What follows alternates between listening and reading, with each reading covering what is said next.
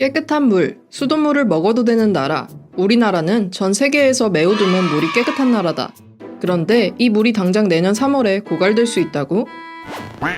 목포와 여수, 순천은 물론 광주의 생명수인 도식수원, 동복댐과 주암댐이 점차 바닥을 드러내고 있다. 지난 2020년 11월 초의 동복댐 모습을 보면 지금의 동복댐의 저수량이 어느 수준인지 확연한 차이가 느껴진다. 동복댐과 주암댐의 현재 저수율은 30%대를 겨우 유지하고 있다. 더 이상 비가 내리지 않고 이 상태로 간다면 앞으로 5개월을 쓸 수 있는 양이다. 도식수원이 메말라가는 이유는 남부지방의 가뭄이 길어진 탓이다. 우리가 마시는 물을 보관하는 댐은 강수량에 의존할 수밖에 없는데 이번 장마철에 전남지방에는 이렇다 할 비가 내리지 않았다. 특히 수도권에 폭우를 쏟아냈던 제11호 태풍 흰남노가 광주 전남 영향권에선 벗어나 당시 9월 초 동복댐의 최고 저수율은 45%에 그쳤다. 그렇게 봄부터 시작된 가뭄이 지금까지 이어져 도식수원이 최악의 저수율을 보이고 있는 거다.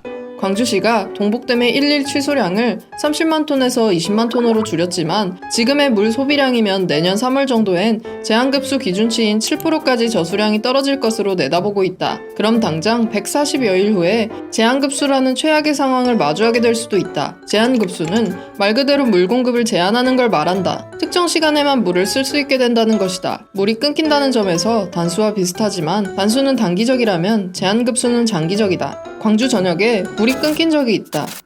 바로 30년 전인 1992년에 당시 가뭄으로 겨울철 식순환이 심각해지면서 동구, 북구, 광산구 전역이 홀수일과 짝수일로 나누어 물 공급을 받았다. 12월 21일부터 다음해 6월 1일까지 무려 156일 동안 제한급수가 실시됐다. 이후 단 한 차례도 제한급수가 이뤄진 적은 없다고. 사실상 지금 수준의 저수량이라면 생활용수와 공업용수를 20% 이상 줄여야 하지만 생활의 피해뿐 아니라 천문학적인 피해액이 예상돼 그것도 쉽지 않은 상황이다. 현재로서는 하늘만 쳐다볼 뿐 근본적인 대책이 없다는 것이 현실적인 한계다. 때문에 다음 장마철이 오기 전까지 시민과 기업들의 자발적인 물 전략이 절실해졌다. 하나, 수도 밸브 수압 저감. 둘, 양변기 수조에 물병 넣기. 셋, 샤워 시간 절반 줄이기.